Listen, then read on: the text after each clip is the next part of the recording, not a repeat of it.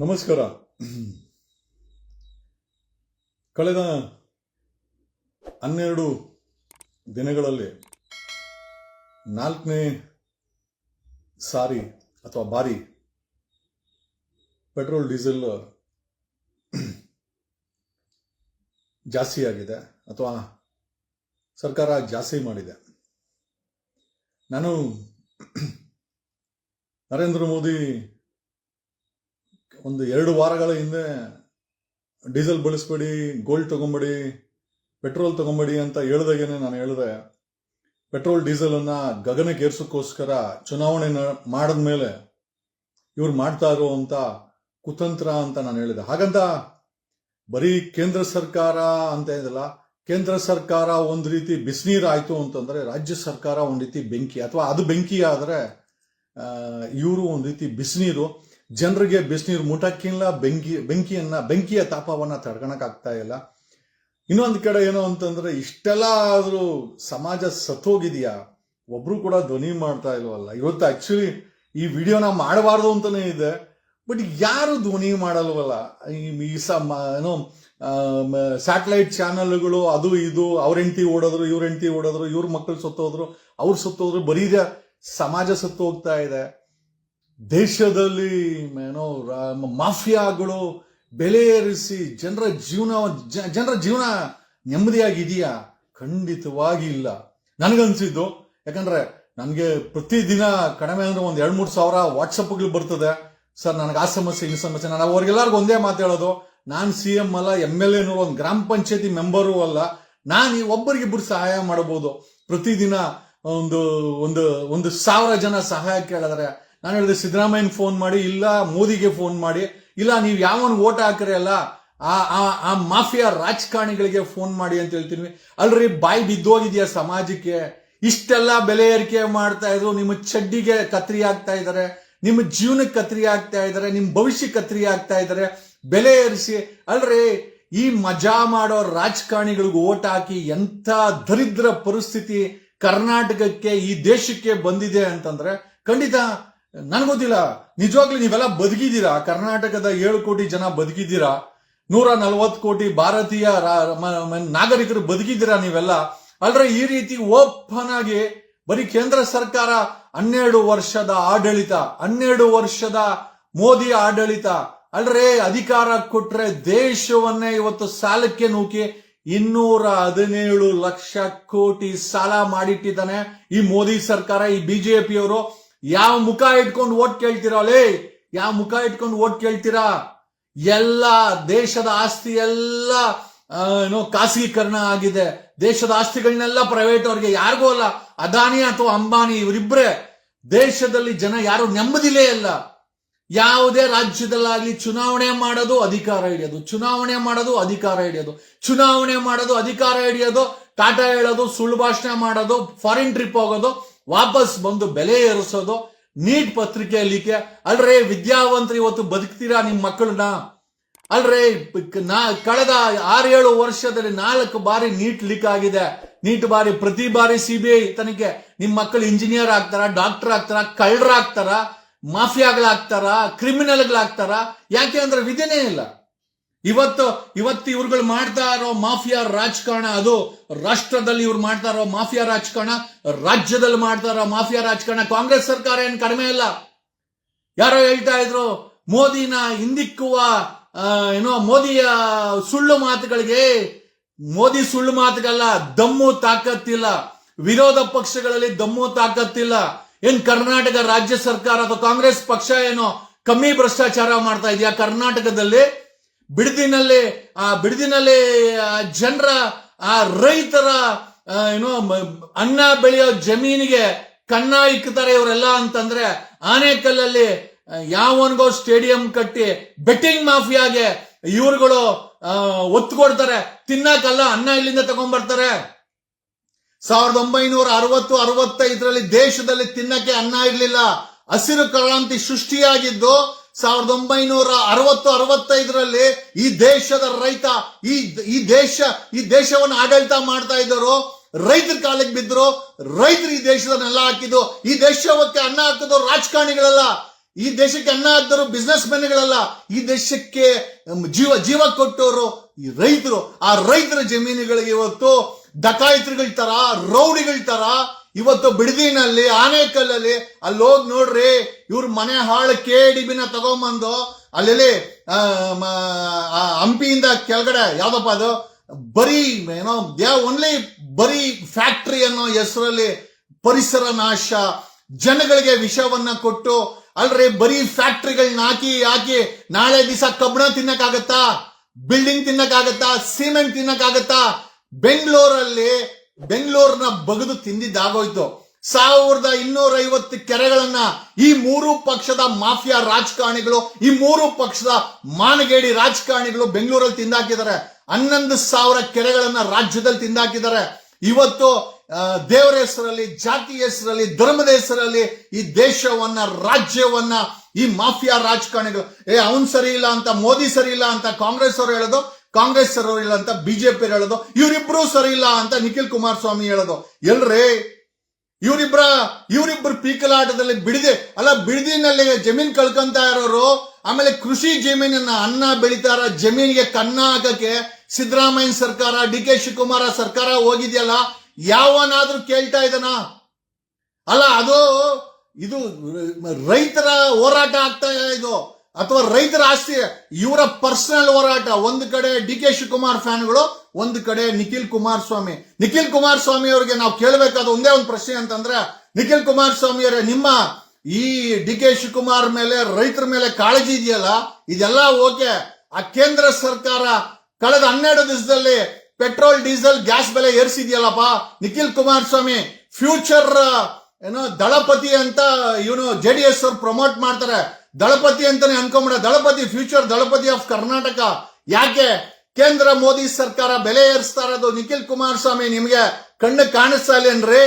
ಬರೀ ಬಿಡದಿ ಜಮೀನು ಒಂದೇನೇನಾ? ನಿಮ್ ತಂದೆಯವರೇ ಹೇಳಿದ್ರು ಇಂಡಸ್ಟ್ರಿಯಲ್ ಕಾರಿಡಾರ್ ಮಾಡಬೇಕು ಕರ್ನಾಟಕದಲ್ಲಿ 12 ಜಿಲ್ಲೆಗಳಲ್ಲಿ ಅಂತ. ಯಾಕೆ ಬಾಯಲ್ಲಿ ಬಂತು? ಎಲ್ಲಿ ಅನ್ನ ತಿನ್ನನ?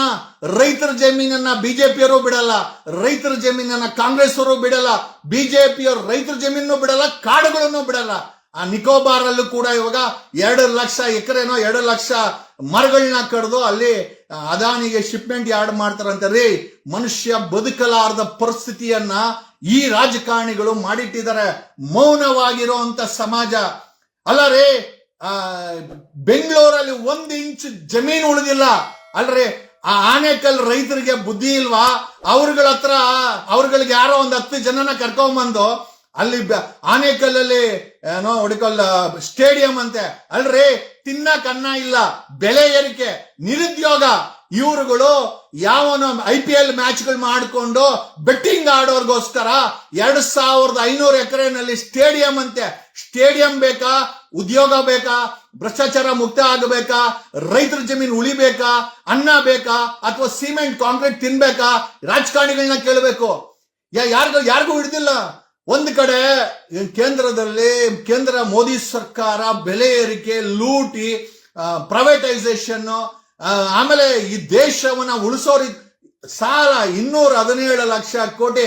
ಇವರ ಅಂಡರ್ವೇರ್ಗಳನ್ನ ಮಾರಿದ್ರು ಕೂಡ ಆ ದೇಶದ ಸಾಲ ತೀರ್ಸಕ್ಕಾಗಲ್ಲ. ಈ ಲಂಗೋಟಿ ಕಿತ್ಕೊಂಡು ಮೋದಿ ಅಂತಾರಲ್ಲ, ಒಂದು ಕಡೆ ಮೋದಿ, ಇನ್ನೊಂದು ಕಡೆ ಈ ಕಾಂಗ್ರೆಸ್.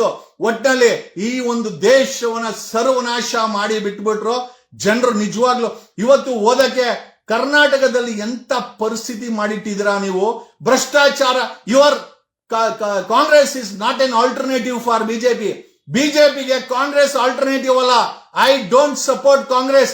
2023 ನಮ್ಮಗಳ ಹೋರಾಟದ ಮೇಲೆ ಜನ ನಿಮಗೆ ವಿಧಿ ಇಲ್ದರ ಓಟ ಹಾಕಿದ್ರೆ ನೀವುಗಳು ಮಾಡ್ತಾ ಇರುವಂತ ಭ್ರಷ್ಟಾಚಾರ, ಇವತ್ತು ಜಮೀನುಗಳ ಲೂಟಿ, ಎಲ್ಲಂದ್ರೆ ಎಲ್ಲಿ ರೈತರ ಜಮೀನನ್ನ, ಫಲವತ್ತಾದ ಭೂಮಿಗಳನ್ನ KDBಯನ್ನ ಹೆಸರಲ್ಲಿ ಅಲ್ಲ, ಇವ್ರ ಅಜ್ಜಿ ತಲೆಗೆ ಏರ್ಪೋರ್ಟ್ ಬೇಕಂತೆ, ಇವ್ರುಗಳಿಗೆ ರಿಂಗ್ ರೋಡ್ಗಳು ಬೇಕಂತೆ, ಇವ್ರುಗಳಿಗೆ ಪೆರಿಫೆರಲ್ ರಿಂಗ್ ರೋಡ್ ಬೇಕಂತೆ, ಸ್ಟೇಡಿಯಂ ಬೇಕಂತೆ.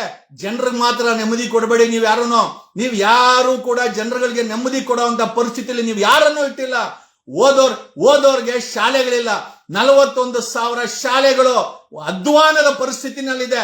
ನಿಮಗೆ ದೊಡ್ಡ ರೋಗ ಬಂದು ಲಕ್ವಾ ಹೊಡೆಯ ಆ ಶಾಲೆಗಳನ್ನ 78 ವರ್ಷದ ಆಡಳಿತದಲ್ಲಿ 3 ಪಕ್ಷಗಳು ನಿಮ್ಮ ಆಸ್ತಿಗಳನ್ನ ಸಾವಿರಾರು ಕೋಟಿ ಮಾಡ್ಕೊಂಡ್ರೆ, ಸಾವಿರಾರು ಕೋಟಿ ಲೂಟಿ ಮಾಡಿದ್ರೆ, ಆಸ್ತಿಗಳನ್ನ ಮಾಡ್ಕೊಳ್ರೆ, ಅಧಿಕಾರನ ಎಂಜಾಯ್ ಮಾಡಿದ್ರೆ, ಬೆಂಚ್ ಕಾರ್ಗಳೆಲ್ಲ ಓಡಾಡಿದ್ರೆ, ಇವತ್ತು ಇಂಥ ಬೇವರ್ಸಿ ಸ್ಥಿತಿಗೆ ಸಮಾಜವನ್ನ ತಂದಿಟ್ಟಿದ್ದೀರಲ್ಲ, ನಿಜವಾಗ್ಲೂ ನೀವೆಲ್ಲ ಮನುಷ್ಯ ರೂಪದ ಮಾಫಿಯಾಗಳ?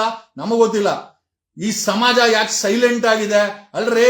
ಎಲ್ಲಿವರೆಗೂ ನೀವುಗಳು ಮೌನವಾಗಿರ್ತೀರೋ, ಎಲ್ಲಿವರೆಗೂ ನೀವು ಬೀದಿಗಳಿಗೆ ಬಂದು ಕೇಳಲ್ಲ, ಯಾರೋ ಕೇಳ್ತಾರೆ, ಯಾರೋ ವಿಡಿಯೋ ಮಾಡಾಕ್ತಾರೆ, ಯಾರೋ ನಮಗೆ ಹೋರಾಟ ಮಾಡ್ತಾರೆ ಅಂತಂದ್ರೆ ಖಂಡಿತ ಯಾರು ಹೋರಾಟ ಮಾಡಲ್ಲ.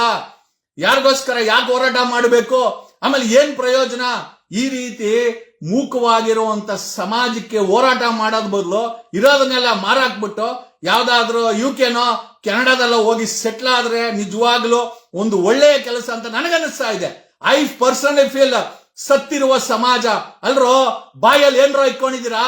4 ಬಾರಿ ನಿಮ್ಮ ಭವಿಷ್ಯಕ್ಕೆ ಬೆಂಕಿ ಇಡಕ್ಕೆ ಪೆಟ್ರೋಲ್ ರೇಟ್ ಜಾಸ್ತಿ ಮಾಡಿದ್ದಾರೆ, ಡೀಸೆಲ್ ರೇಟ್ ಜಾಸ್ತಿ ಮಾಡಿದ್ದಾರೆ, ದೇಶದ ಆಸ್ತಿಗಳನ್ನ ಮಾರಾಟ ಮಾಡಿದ್ದಾರೆ, 217 ಲಕ್ಷ ಸಾಲ ಮಾಡಿಟ್ಟಿದ್ದಾರೆ. We need A public servant. ನಮಗ್ ಬೇಕಾಗಿರೋದು ಈ ದೇಶಕ್ಕೆ ಪ್ರಧಾನಿ ರೂಪದಲ್ಲಿರೋ ಸಾರ್ವಜನಿಕ ಸೇವಕನೇ ಹೊರತು ಫ್ಯಾಷನ್ ಶೋ ಡಿಸೈನರ್ ಅಲ್ಲ. ನಮಗ್ ಬೇಕಾಗಿಲ್ಲ. ಒಂದ್ ರೀತಿಯಲ್ಲಿ ಕೇಂದ್ರದಲ್ಲಿ ಮೋದಿ ಆದ್ರೆ ಕರ್ನಾಟಕ ರಾಜ್ಯದಲ್ಲಿ ಆ ರೂಪದಲ್ಲಿ ನಾವು ನೋಡ್ತಾ ಇರೋದು DK ಶಿವಕುಮಾರ್ ಅವರನ್ನ ಅಲ್ರೇ. DK ಶಿವಕುಮಾರ್ ಬೆಂಗಳೂರಿನ ಕಟ್ಟಿದ ಕೆಂಪೇಗೌಡರ ಜಾಗದಲ್ಲಿ 1 ಎಕರೆ ಕೃಷಿ ಜಮೀನು ಇಲ್ದಿರ ಬಿಲ್ಡಿಂಗ್ ಗಳನ್ನ ಕಟ್ಟಿ ಇಲ್ಲಿದ್ದಂತ 1250 ಕೆರೆಗಳನ್ನ ನುಂಗಾಕಿದ ರಾಕ್ಷಸ ರಾಜಕಾರಣಿಗಳು ಬೆಂಗಳೂರಲ್ಲಿ ಇದ್ದಾರೆ. 11,000 ಕೆರೆಗಳನ್ನ ರಾಜ್ಯದಲ್ಲಿ ನುಂಗಾಕಿದ್ದಾರೆ ಇವರು. ಅಲ್ಲಿ ಹೋಗಿ ನೋಡ್ರಿ, ಕೆಲವು ಜಿಲ್ಲೆಗಳಲ್ಲಿ 20-25 ಜಿಲ್ಲೆಗಳಲ್ಲಿ ಕುಡಿಯಕ್ಕೆ ನೀರಿಲ್ಲ. ಏನ್ರೋ ದೊಡ್ಡ ರೋಗ ಬಂದಿರೋದು ನಿಮಗೆ. ಲಕ್ವಾ ಬಂದು ಮಲಗಿದ್ದಾಗ ಹಂಗೆ ರಕ್ತ ಕಾರಿ ನೀವೆಲ್ಲ ಸಾಯ್ಬೇಕು. ಆವಾಗಲೇ ಈ ದೇಶ, ಈ ರಾಜ್ಯ ಸಾಮಾನ್ಯ ಜನ ಮಾತಾಡೋ ಪರಿಸ್ಥಿತಿಲಿ ಇಲ್ಲ. ಯಾಕೆ ಅಂದ್ರೆ ಸಾಯಂಕಾಲ ಮನೆಗೆ ಹೋದ್ರೆ ಎಂಡ್ರು ತರಕಾರಿ ಕೇಳ್ತಾಳೆ, ಬಿಲ್ ಕಟ್ಟಿಲ್ಲ ಅಂತಾನೆ, EMI ಫೋನ್ ಮಾಡ್ತಾನೆ, ಮಕ್ಕಳು ಫೀಸ್ ಕಟ್ಟಿಲ್ಲ ಅಂತಾರೆ.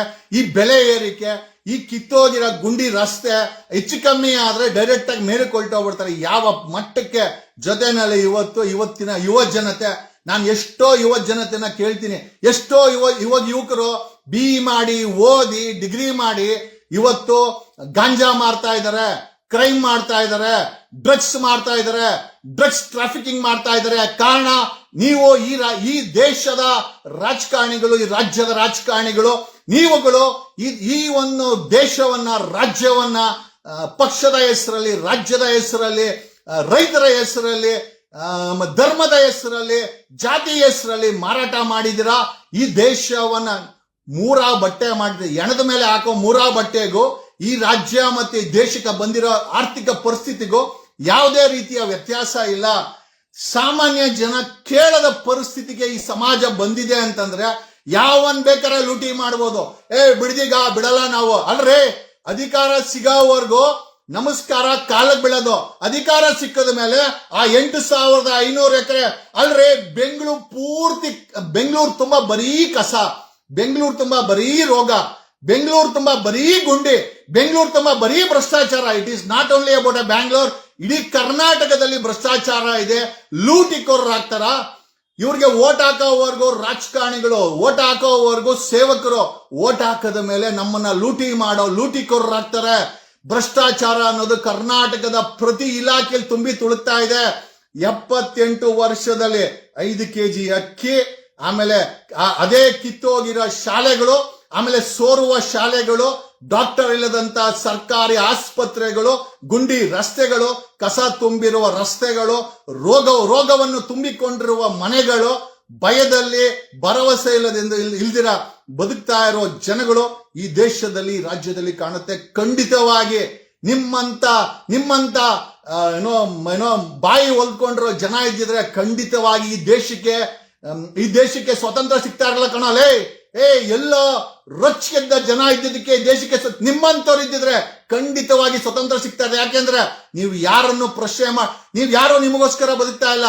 ನೀವು ಮೋದಿಗೋಸ್ಕರ, ಜಾತಿಗೋಸ್ಕರ, ಧರ್ಮಕ್ಕೋಸ್ಕರ, ಯಾರನ್ನ ಉಳಿಸೋಕೋಸ್ಕರ, ಸಿದ್ದರಾಮಯ್ಯಗೋಸ್ಕರ, DK ಶಿವಕುಮಾರ್ಗೋಸ್ಕರ, ಯಡಿಯೂರಪ್ಪನ್ಗೋಸ್ಕರ, ಕುಮಾರಸ್ವಾಮಿಗೋಸ್ಕರ ಬದುಕ್ತಾ ಇರೋ ಜನಗಳು ನೀವು. ಖಂಡಿತವಾಗಿ ಯಾವತ್ತು ನೀವು ನಿಮಗೋಸ್ಕರ, ನಿಮ್ಮ ಮಕ್ಕಳಿಗೋಸ್ಕರ, ನಿಮ್ಮ ಫ್ಯಾಮಿಲಿಗೋಸ್ಕರ ಬದುಕ್ತೀರಾ, ಯೋಚನೆ ಮಾಡ್ತೀರಾ, ಈ ದೇಶ ಉದ್ಧಾರ ಆಗುತ್ತೆ. ಖಂಡಿತ ನಿಮ್ಮಂತ ವ್ಯಕ್ತಿಗಳಿದ್ದಿದ್ರೆ ಈ ದೇಶಕ್ಕೆ ಸ್ವತಂತ್ರ ಖಂಡಿತ ಸಿಗ್ತಾ ಇರಲಿಲ್ಲ. ಯಾರೋ ರೊಚ್ಚಿಗೆದ್ದ ಜನ ಈ ದೇಶದ ಭವಿಷ್ಯಕ್ಕೋಸ್ಕರ ಮಾನ ಕೊಟ್ರು, ಪ್ರಾಣ ಕೊಟ್ರು, ಜೀವ ಕೊಟ್ರು, ಹೋರಾಟ ಮಾಡಿದ್ರು. ಅಂತ ಜನಗಳು ಉಧಮ್ ಸಿಂಗ್ ಅನ್ನೋನು ಜಲಿಯನ್ ವಾಲಾ ಭಾಗದಲ್ಲಿ ಕೊಂದ್ರು ಅಂತ ಲಂಡನ್ ಅಲ್ಲಿ ಹೋಗಿ ಜನರಲ್ ಡಯಾರ್ಗೆ ಗುಂಡಾಕಿ ಬ್ರಿಟಿಷರಿಗೆ ಕೊಂದು ತೆಗೆದುಕೊಂಡಂತ ಸ್ವತಂತ್ರ ಇವತ್ತು ಮೂರಾ ಬಟ್ಟೆ ಮಾಡಿಟ್ಟಿದ್ದಾರೆ. ಈ ದೇಶದ ರಾಜಕಾರಣಿಗಳು ಮೂರಾ ಬಟ್ಟೆ ಮಾಡಿಟ್ಟಿದ್ದಾರೆ. ಶೋಕಿಲಾಲ್ಗಳು ಅವ್ರಗಳಿಗೆ 10 ಲಕ್ಷ ರೂಪಾಯಿ ಬಟ್ಟೆಗಳು, 10,000 ಕೋಟಿ ಪ್ಲೇನು, 1,000 ಕೋಟಿ ರೂಪಾಯಿ ಸೆಕ್ಯೂರಿಟಿ, ಇವ್ರ ಯೋಗ್ಯತೆಗಳಿಗೆ ಈ ದೇಶದಲ್ಲಿರೋ ಒಂದು ಸಮಸ್ಯೆನ ಅಡ್ರೆಸ್ ಮಾಡಕ್ಕಾಗಲ್ಲ. Bloody they cannot address A single problem in this country. ಈ ದೇಶದಲ್ಲಿ ಒಂದು ಸಮಸ್ಯೆನ ಅಡ್ರೆಸ್ ಮಾಡಕ್ಕಾಗ್ದಿರಂತ ವ್ಯಕ್ತಿಗಳು, ಪರಿಹಾರ ಮಾಡಕಂತ ವ್ಯಕ್ತಿಗಳು ಈ ದೇಶದಲ್ಲಿ ಸುಳ್ಳು ಭಾಷಣ ಮಾಡಿಕೊಂಡು, ಮನ್ ಕಿ ಬಾತ್ಗಳನ್ನ ಮಾಡಿಕೊಂಡು, ದರೋಡೆ ಮಾಡಿಕೊಂಡು, ಮಾಫಿಯಾಗಳನ್ನ ನಡೆಸ್ಕೊಂಡು ಈ ದೇಶದ ಆಸ್ತಿಯನ್ನ, ಈ ದೇಶದ ನೆಮ್ಮದಿಯನ್ನ ಸಮ ಮಾರಾಕಿದ್ದಾರೆ. ದೇಶದ ಆಸ್ತಿ ಮಾರಾಟ ಮಾಡಿದ್ದಾಯ್ತು. ಈ ದೇಶದಲ್ಲಿ ಇವತ್ತೊಬ್ಬ ಸಾಮಾನ್ಯ ಮನುಷ್ಯ ನೆಮ್ಮದಿಯಿಂದ ಮಲ್ಗಕ್ಕಾಗದಿರಂತ ಪರಿಸ್ಥಿತಿಯನ್ನ ಮಾಡಿಟ್ಟಿದ್ದಾರೆ. ಖಂಡಿತವಾಗಿ ಇದೊಂದು ಅಲ್ಲ, ನಾವು ಇವತ್ತು ಕೇಳಬೇಕಾಗಿದೆ, ಯಾರಿಗೆ ಬಂತು ಸ್ವತಂತ್ರ ಅಂತ? ಎಲ್ಲಿಗೆ ಬಂತು? ಯಾರಿಗೆ ಬಂತು 47ರ ಸ್ವಾತಂತ್ರ್ಯ? ನಿಜವಾಗ್ಲೂ ಇಂಥ ಕಚಡ ರಾಜಕಾರಣಿಗಳು ಮಲಗಿದ್ದಾಗ ಎದೆ ಒಡೆದು ಸಾಯ್ಬೇಕು. ಈ ದೇಶದ ಮಾಫಿಯಾ ರಾಜಕಾರಣಿಗಳು ಎದೆ ಒಡೆದು ಸಾಯ್ಬೇಕು. ರಾಜ್ಯದ ಮಾಫಿಯಾ ರಾಜಕಾರಣಿಗಳು ಎದೆ ಒಡೆದು ಸಾವು ಬರುತ್ತೆ. ಬಂದಾಗ ಮಾತ್ರ ಈ ರಾಜ್ಯ, ಈ ಒಂದು ದೇಶ ಉದ್ಧಾರ ಆಗುತ್ತೆ. ಯಾಕಂದ್ರೆ ನೀವೆಲ್ಲರೂ ಕೂಡ, ಯಾರು ಕೂಡ ಇವತ್ತು ಕೇಳೋ ಪರಿಸ್ಥಿತಿ ಇಲ್ಲ. ನೀವು ಯಾರು ಕೇಳೋದಿಲ್ಲ. ಆ ಪರಿಸ್ಥಿತಿಗೆ ಬಂದಿದೆ. I am not JDS, I am not Congress, I am not BJP, I am one among you. ನಾನು ನಿಮ್ಮಲ್ಲಿ ಒಬ್ಬ. ಯಾಕೆ ಅಂತಂದ್ರೆ ನಿಮ್ಮ ಯಾತನೆ ನನ್ನ ಫೋನಿಗೆ ಬರ್ತದೆ, ವಾಟ್ಸಪ್ ಅಲ್ಲಿ ಕಳಿಸ್ತಾರೆ. ಹಣ ಸಿಲಿಂಡರ್ ಕಾಸಿಲ್ಲ, ಹಣ ಮಕ್ಕಳು ಫೀಸ್ ಕಟ್ಟಿಲ್ಲ, ಹಣ ಪೊಲೀಸವ್ನು ಹಿಡ್ಕೊಂಡ, ಹಣ ನನ್ನ ಲ್ಯಾಂಡ್ ಯಾರೋ ಕಬ್ಜಾ ಮಾಡಿದ್ದಾರೆ, ಹಣ ನನ್ಗೆ ಯಾರೋ ನುಗ್ಗಿದ್ದಾರೆ, ಹಣ ಇಲ್ಲಿ ಯಾರೋ ನನಗೆ ಬರೋಂಥದನ್ನ ನಾನು ಓದಿ ನಿಮ್ಗೇನು ಹೆಲ್ಪ್ ಮಾಡಕ್ ಆಗಲ್ಲ. ಕಾರಣ ಯಾಕೆ ಅಂತಂದ್ರೆ ನಾನೇನು ಈ ರಾಜ್ಯದ ಮುಖ್ಯಮಂತ್ರಿ, CM ಅಲ್ಲ, ಸಿದ್ದರಾಮಯ್ಯನೂ ಅಲ್ಲ, ಅಥವಾ ಈ ದೇಶದ ಕಿತ್ತು ಗುಡ್ಡೆ ಹಾಕ್ತೀನಿ ಅಂತ ಬಂದಂತ ಮೋದಿನೂ ಅಲ್ಲ. I am not anyone. Everybody has given a false promise. The entire system has collapsed and there is ಒಂದು ಇಶ್ಯೂ ಇಲ್ಲ. ಇವತ್ತು ಇಡೀ ಸಿಸ್ಟಮೇ ಕೊಲ್ಯಾಪ್ಸ್ ಆಗಿದೆ. ಇದನ್ನ ಸೆಟ್ರೈಟ್ ಮಾಡಬೇಕು ಅಂದ್ರೆ ಕನಿಷ್ಠ 15-20 ವರ್ಷ ಬೇಕು. ಯಾರು ಬಂದ್ರು ಅಷ್ಟೇನೆ. And one thing I tell you, ಈ ದೇಶದಲ್ಲಿ ಈ ಮಾಫಿಯಾ ರಾಜಕಾರಣಿಗಳು ಈ ಆಡಳಿತ ನಡೆಸ್ತಾ ಇರೋ ಸರ್ಕಾರಗಳನ್ನ, ಪಕ್ಷಗಳು ಕೆಟ್ಟದಲ್ರಿ. ಆ ಪಕ್ಷಗಳನ್ನ ಹಿಡ್ಕೊಂಡು ಮಾಫಿಯಾಗಳು ನಡೆಸ್ತಾರಲ್ಲ, ಆ ಪಕ್ಷಗಳಲ್ಲಿ ಒಳ್ಳೆಯವರು ಬಂದಿದ್ದಾರೆ. ಇವತ್ತೆಲ್ಲ ನೀಚ ಮಾಫಿಯಾಗಳನ್ನ ಹಿಡ್ಕೊಂಡು ಈ ದೇಶವನ್ನ ದುರ್ಗತಿಗೆ ತಂದಿದ್ದಾರೆ. 4ನೇ ಬಾರಿ ನಾನು ಹೇಳಿದೆ, 150 ರೂಪಾಯಿ ಪೆಟ್ರೋಲ್ ಮಾಡ್ತಾರೆ, 140 ರೂಪಾಯಿ ಡೀಸೆಲ್ ಮಾಡ್ತಾರೆ, 400 ರೂಪಾಯಿ ಗ್ಯಾಸ್ ಏರಿಸ್ತಾರೆ. ಖಂಡಿತವಾಗಿ ಒಂದೇ ಸತಿ ಏರಿಸ್ತಾ ಇಲ್ಲ. ಯಾಕಂದ್ರೆ ಹಾರ್ಟ್ ಅಟ್ಯಾಕ್ ಸತ್ತೋಗ್ತೀರಾ ನೀವೆಲ್ಲ. ಹಂಗಾಗಿ ಇನ್ನ ಈ ಒಂದು ಏರಿಕೆ ನಿಲ್ಲೋದಿಲ್ಲ, ಏರಿಸ್ತಾನೆ ಇರ್ತಾರೆ. ಬೆಂಗಳೂರಲ್ಲಿ ಜಮೀನುಗಳನ್ನ, ಕರ್ನಾಟಕದಲ್ಲಿ ಜಮೀನುಗಳನ್ನ, ಕೃಷಿ ಜಮೀನುಗಳನ್ನ ಕಬ್ಜಾ ಮಾಡೋದು, KDB ಅನ್ನೋ ಹೆಸರಲ್ಲಿ, ಲೇಔಟ್ ಅನ್ನೋ ಹೆಸರಲ್ಲಿ, ಸ್ಟೇಡಿಯಂ ಅನ್ನೋ ಹೆಸರಲ್ಲಿ, ಏರ್ಪೋರ್ಟ್ ಅನ್ನೋ ಹೆಸರಲ್ಲಿ ಇವ್ರ ಅಜ್ಜಿ ತಲೆ. ಯಾಕೆ ಆ ಕೆಂಪೇಗೌಡ ಏರ್ಪೋರ್ಟ್ಗೆ ಒಂದು ಅರ್ಧ ಗಂಟೆ ಮುಂಚೆ ಕಾರ್ ಎತ್ಕೊಂಡು ಹೋದ್ರೆ ಕೈ ಕಾಲು ಬಿದ್ದೋಗ್ಬಿಡ್ತದ? ನಿಮ್ಗೆ ಮನೆ ಹತ್ರ ಏರ್ಪೋರ್ಟ್, ಮನೆಗೊಂದು ಏರ್ಪೋರ್ಟ್ ಮಾಡ್ಕೊಳ್ರೋ, ಮನೆಗೊಂದು ಏರ್ಪೋರ್ಟ್ ಮಾಡ್ಕೊಳ್ಳಿ ಆಯ್ತಾ, ಊರ್ಗೊಂದು ರಿಂಗ್ ರೋಡ್ ಮಾಡ್ಕೊಳ್ಳಿ. ನಿಮ್ಮ ಉದ್ಧಾರ, ಈ ಕರ್ನಾಟಕವನ್ನ, ಈ ದೇಶವನ್ನ ಉದ್ಧಾರ ಮಾಡೋ ರಾಜಕಾರಣಿಗಳು ಯಾವನು ಉಳಿದಿಲ್ಲ. ಎಲ್ಲ ನಿಮ್ಮನ್ನ ಕಿತ್ಕೊಂಡ್ ತಿನ್ನೋರೆ ಅಂತ ಈ ಮೂಲಕ ಹೇಳುತ್ತಾ I felt I should speak for you. ಏನೋ ಗೊತ್ತಿಲ್ಲ, ಮಾತಾಡಬೇಕು ಅನ್ನಿಸ್ತು. ಅದೇಂಗೆ ಗೊತ್ತಿಲ್ಲ, ನಮ್ ಬ್ಲಡ್ ಬಾಯ್ಲ್ ಆಗುತ್ತೆ ಇವ್ರು ಮಾಡೋ ಕೆಲ್ಸಗಳಿಗೆ. ಇವರ ಪರ್ಸನಲ್ ಜಗಳಗಳಲ್ಲಿ ಜನ ಎಷ್ಟು ಹಾಳಾಗಿ ಹೋಗ್ತಾರೆ. ಮಿಸ್ಟರ್ ನಿಖಿಲ್ ಕುಮಾರಸ್ವಾಮಿ, ದಮ್ಮು ತಾಕತ್ತಿದ್ರೆ ನಿಮ್ಮಪ್ಪನಿಗೆ ಹೇಳಿ, ನಿಮ್ಮಪ್ಪ ಕೇಂದ್ರ ಮಂತ್ರಿ ಅಲ್ಲ. ಡೀಸೆಲ್ ಬೆಲೆ ಏರಿಕೆ ಆಗಿದೆ, ಪೆಟ್ರೋಲ್ ಬೆಲೆ ಏರಿಕೆ ಆಗಿದೆ, ನಿರುದ್ಯೋಗ ತಾಂಡಾಡ್ತಾ ಇದೆ, ದೇಶದ ಆಸ್ತಿಗಳು ಮಾರಾಟ ಆಗಿದೆ. ನಿಮ್ ಮೋದಿ ಸರ್ಕಾರದಲ್ಲಿ, ನಿಮ್ಮ ಪೊಲಿಟಿಕಲ್ ಪಾರ್ಟ್ನರ್ BJP ಮೋದಿ ಸರ್ಕಾರದಲ್ಲಿ ದಮ್ಮು ತಾಕತ್ತಿದ್ರೆ ಬರೀ ಕೋಳಿ ಜಗಳ ಆಡೋದ್ ಬದಲು ಈ DK ಶಿವಕುಮಾರ್ ಜೊತೆ ನಾನೊಬ್ಬ ವಿಜಯ್ ಅಂತ ಪ್ರೊಜೆಕ್ಟ್ ಮಾಡ್ಕೊಂಡು ಕೋಳಿ ಜಗಳ ಆಡೋದ್ ಬದಲು, ಇದು ಸಮಸ್ಯೆ ಕರ್ನಾಟಕದ್ದು. ನಿನಗೆ ದಮ್ಮು ತಾಕತ್ತಿದ್ರೆ ಕುಮಾರಸ್ವಾಮಿ ಅವರ ಮಗ ನಿಖಿಲ್ ಕುಮಾರಸ್ವಾಮಿ ಅವರ ಮೋದಿ ಅವ್ರನ್ನ ಪ್ರಶ್ನೆ ಮಾಡಿ. ಏನಕ್ಕೆ ಅಂತಂದ್ರೆ ಈ ನಾವು ಯಾವ್ದೋ ಪಕ್ಷಕ್ಕೆ ನಾವು ಬೆರೆತ್ಕೊಂಡಿದೀವಿ, ಅವ್ರನ್ನ ಪ್ರಶ್ನೆ ಮಾಡಲ್ಲ. ಟೈಮ್ ಪಾಸ್ ಕೋಳಿ ಜಗಳ ಬೇಡ ರೀ. ದಮ್ಮು ತಾಕತ್ತಿದ್ರೆ ನಿಮ್ಮ ಅಪ್ಪ ಅವ್ರನ್ನ ಕೇಳಿ, CM ಆಗಿದ್ದಾಗ ಎಷ್ಟು ಲ್ಯಾಂಡ್ ಅನ್ನು ಅಕ್ವೈರ್ ಮಾಡೋರೋ ಅಥವಾ ಕೈ ಬಿಟ್ಟಿದಾರೋ ಅಂತ ಕೇಳಿ ನೋಡಿ.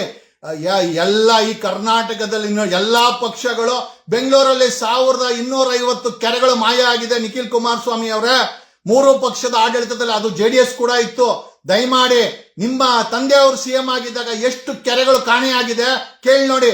ಕರ್ನಾಟಕದಲ್ಲಿ 11,000 ಕೆರೆಗಳು ಮಾಯ ಆಗಿದೆ. ಆಮೇಲೆ if you don't have a historical importance, ನಿಮ್ಗೆ ಹಿಸ್ಟ್ರಿ ಬಗ್ಗೆ ಗೊತ್ತಿಲ್ಲ ಅಂತಂದ್ರೆ 1965ರಲ್ಲಿ ಈ ದೇಶದಲ್ಲಿ ತಿನ್ನಕ್ಕೆ ಅನ್ನ ಇರ್ಲಿಲ್ಲ. ಈ ದೇಶದಲ್ಲಿ ಆಡಳಿತ ರೈತರ ಕೈ ಮುಗಿದು ಅನ್ನ ಕೊಡು ಅಂದಾಗ ಹಸಿರು ಕ್ರಾಂತಿ ಉಟ್ಕೊಂತು. ಆ ಹಸಿರು ಕ್ರಾಂತಿಯಿಂದನೇ ಈ ದೇಶದ ರೈತರು, ಈ ದೇಶದ ಜನರಿಗೆ ಊಟ ಹಾಕಿದ್ರು. ಯಾವ ಪ್ರೈಮ್ ಮಿನಿಸ್ಟರ್ ಹಾಕಿಲ್ಲ, ಯಾವ MP ಹಾಕಿಲ್ಲ, ಯಾವ CM ಹಾಕಿಲ್ಲ, ಯಾವ ಇಂಡಸ್ಟ್ರಿಯಲಿಸ್ಟು ಹಾಕಿಲ್ಲ, ಯಾವ ಸೋಕಾಲ್ಡ್ ಮಣ್ಣಿನ ಮಗನೂ ಹಾಕಿಲ್ಲ. ಈ ದೇಶದ ರೈತರು ಹಾಕಿದ್ದು. ರೈತರ ಹೆಸರಲ್ಲಿ ಅಧಿಕಾರ ತಗೊಂಡ್ರು. ಇವತ್ತು ರೈತರನ್ನ ಕಸಕ್ಕಿಂತ ಕಡೆ ರೀತಿನಲ್ಲಿ ಇವತ್ತು ನೋಡಿ ಹೊಟ್ಟೆ ಉರಿಯುತ್ತೆ. KDB ಹೆಸರಲ್ಲಿ ಮಾಫಿಯಾಗಳು ನಡೆಸ್ತಾರೆ, ರಿಯಲ್ ಎಸ್ಟೇಟ್ ನಡೆಸ್ತಾರೆ, ರೈತರ ಜಮೀನ್ ಕಿತ್ಕೊಂತಾರೆ, ಏರ್ಪೋರ್ಟ್ ಹೆಸರಲ್ಲಿ ಕಿತ್ಕೊಂತಾರೆ, ಸ್ಟೇಡಿಯಂ ಹೆಸರಲ್ಲಿ ಕಿತ್ಕೊಂತಾರೆ, ಲೇಔಟ್ ಹೆಸರಲ್ಲಿ ಕಿತ್ಕೊಂತಾರೆ, ಪೆರಿಫೆರಲ್ ರಂಗ್ ರೋಡ್ ಹೆಸರಲ್ಲಿ ಕಿತ್ಕೊಂತಾರೆ. ವಿಷಕಾರಿ ಇಂಡಸ್ಟ್ರಿಗಳನ್ನ ತಂದಾಕಿ ನೆಲ, ಜಲ, ಭೂಮಿ, ಊಟವನ್ನ ವಿಷ ಮಾಡ್ತಾರೆ, ವಿಷ ಉಣಿಸ್ತಾರೆ. ರೋಗ ಬಂದ್ರೆ ಆಸ್ಪತ್ರೆ ಗತಿ ಇಲ್ಲ. ಹೋಗ್ಲಿ, ಮಕ್ಕಳನ್ನ ಹುಟ್ಟಿಸಿದೀವಿ ಕಳ್ಸನ ಅಂತಂದ್ರೆ ಸೋರುತ್ತಿಹುದು ಮನೆಯ ಮಾಳಿಗೆ. ಏನೋ ಶಿಶುನಾಳ ಶರೀಫ್ ಅವರ ಒಂದು ಹಾಡು ನಾಪಕ ಬರ್ತದೆ. ಸೋರುತಿಹುದು ಮನೆಯ ಮಾಳಿಗೆ ಅಜ್ಞಾನದಿಂದ, ಸೋರುತಿಹುದು ಮನೆಯ ಮಾಳಿಗೆ.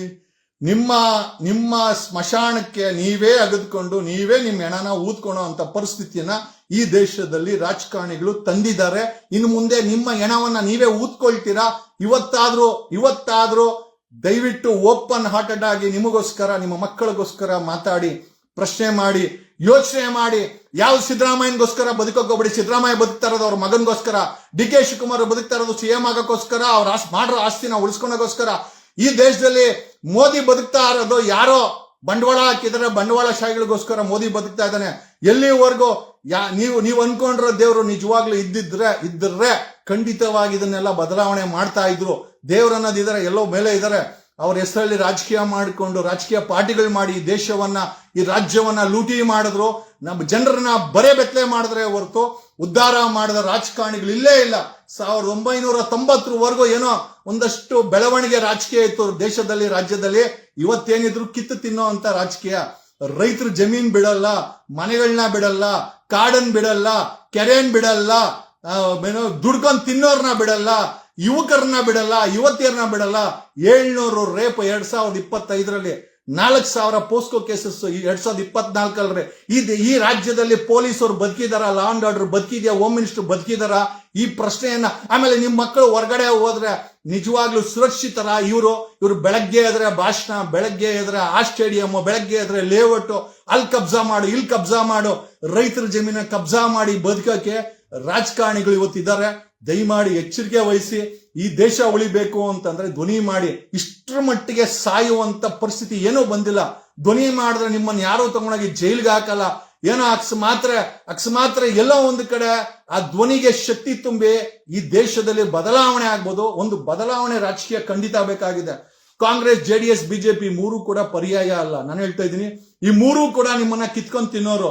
ಓಕೆ, ಯಾವ ನಿಖಿಲ್ ಕುಮಾರಸ್ವಾಮಿ ಬಿಡದಿ ಜಮೀನ್ ಬಗ್ಗೆ ಮಾತಾಡ್ತಾರೋ ಅದೇ ನಿಖಿಲ್ ಕುಮಾರಸ್ವಾಮಿ ಪೆಟ್ರೋಲ್ ಬೆಲೆ ಏರಿಕೆ ಬಗ್ಗೆ, ಡೀಸೆಲ್ ಏರಿಕೆ ಬಗ್ಗೆ, ಗ್ಯಾಸ್ ಏರಿಕೆ ಬಗ್ಗೆ ಅವ್ರದೇ ಪಾರ್ಟ್ನರ್ ಪಕ್ಷ BJP ಮಾಡ್ತಾ ಇರುವ ಈ ಒಂದು ಅಕ್ರಮಗಳ ಬಗ್ಗೆ ಯಾಕೆ ಮಾತಾಡ್ತಾ ಇಲ್ಲ?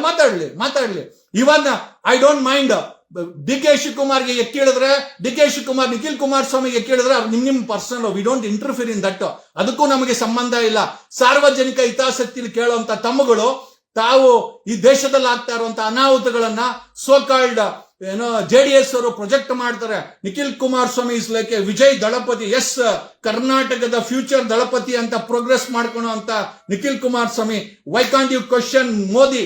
ಈ ಪ್ರೈಸ್ ಬಗ್ಗೆ ಒಂದು ವಿಡಿಯೋ ಮಾಡಿ ಪ್ರಶ್ನೆ ಮಾಡ್ರಿ.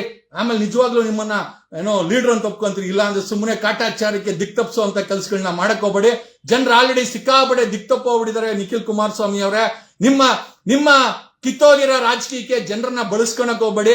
ನಿಜವಾಗ್ಲೂ ಜನರ ಪರವಾಗಿ ಧ್ವನಿ ಮಾಡಂಗಿದ್ರೆ ಬರೀ ಬಿಡದಿ ಜಮೀನು ಒಂದೇ ಅಂತಲ್ಲ, ಸಾವಿರಾರು ಸಮಸ್ಯೆಗಳಿದೆ. ಅದು ಕೇಂದ್ರ ಸರ್ಕಾರದೇ ಆಗಿರ್ಬೋದು, ರಾಜ್ಯ ಸರ್ಕಾರ ಆಗಿರ್ಬೋದು, ಧ್ವನಿ ಮಾಡಿ.